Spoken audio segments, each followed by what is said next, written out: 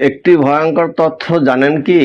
Kidney যখন 80% নষ্ট হয়ে যায় তখনও মানুষ অনেক সময় টের পায় না।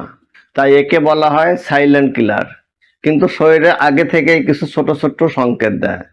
সেই সংকেতগুলো দেখলে আর দেরি করবেন না, দ্রুত চিকিৎসকের পরামর্শ নিতে হবে। আজ আমরা জানবো কিডনি নষ্ট হওয়ার সেই সংকেত বা প্রাথমিক লক্ষণগুলো কি কি। কিডনি ঠিকমতো কাজ না করলে শরীরে অতিরিক্ত পানি জমতে থাকে। তখন চোখের নিচে ফোলা দেখা দেয়, পা, গোড়ালি বা মুখও ফুলে যেতে পারে। একটি গুরুত্বপূর্ণ লক্ষণ হলো প্রস্রাবে ফেনা দেখা দেয়। বারবার বা বেশি ফেনা হলে তা কখনো কখনো প্রস্রাবে প্রোটিন যাওয়ার ইঙ্গিত হতে পারে। এটিও কিডনি সমস্যার একটি সতর্কবার্তা হতে পারে। কিডনি দুর্বল হলে শরীরে বর্জ্য জমতে শুরু করে, ফলে ক্লান্তি বাড়ে, শরীর দুর্বল লাগে, কাজে মনোযোগ কমে যায়, অনেকের ত্বকে চুলকানিও দেখা দিতে পারে। বিশেষ করে দীর্ঘদিন ধরে কারণ ছাড়া চুলকানি থাকলে গুরুত্ব দেওয়া উচিত। তাছাড়া রক্তে খনিজের ভারসাম্য নষ্ট হলে ত্বক খসখসে হয়ে যায় এবং চুলকায়। তবে এসব লক্ষণ অন্য কারণেও হতে পারে, তাই সঠিক পরীক্ষা ও চিকিৎসকের পরামর্শ জরুরি। কিডনি সুস্থ রাখতে রক্তচাপ নিয়ন্ত্রণে রাখুন।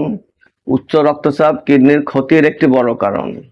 প্রতিদিন পর্যাপ্ত ঘুমান, সুষম খাদ্য গ্রহণ করুন, ধূমপান ও তামাকজাত দ্রব্য এড়িয়ে চলুন। নিয়মিত স্বাস্থ্য পরীক্ষা করুন। কিডনি চিকিৎসায় হোমিওপ্যাথিতে লক্ষণের উপরে ভিত্তি করে বেশ কিছু ওষুধ রয়েছে।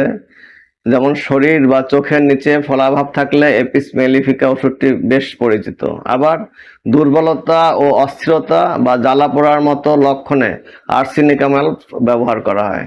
এছাড়া রোগীর বিভিন্ন লক্ষণের উপরে ভিত্তি করে অভিজ্ঞ চিকিৎসক আরও কিছু ওষুধ প্রয়োগ করে থাকেন। তাই লক্ষণ মিললেই নিজে নিজে ওষুধ খাবেন না।